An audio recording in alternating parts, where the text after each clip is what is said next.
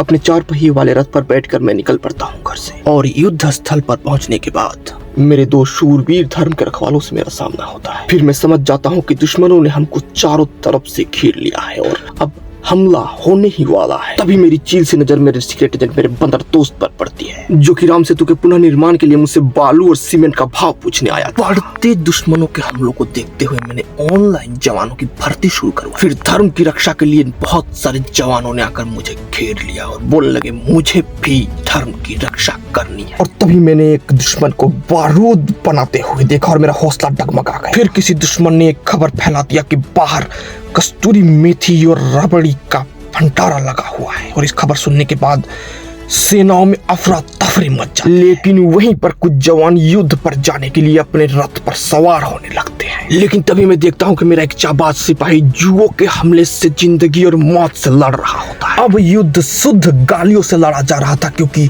गोला बारूदों पर टैक्स 80% हो चुका था। युद्ध के बाद हम खाना खाने भोजनालय पहुंचते हैं और वहाँ पे दिया हुआ रायता चारों तरफ फैला देते हैं। खाना खाने के बाद बिल ना देने के वजह से हमें बर्तन भी धोने पड़ते। और फिर किले में पहुंचने के बाद हमें पता चलता है कि धर्म की जीत हो चुकी है और धर्म का झंडा भी फहराया जा चुका है। और फिर मैं अपने ब्लैक में खरीदा हुआ गोला बारूद लेकर के किसी नए मिशन की ओर चल पड़ता हूँ। फिर मैं अपने 4 पहिए वाले रथ के सारथी कहता हूँ, हे पार्थ, रथ मेरे घर की तरफ मोड़। फिर मेरा ही सारथी मुझसे कहता है कि और बेटा, दिन स्वप्न तो गाड़ी देख लेनी तुई।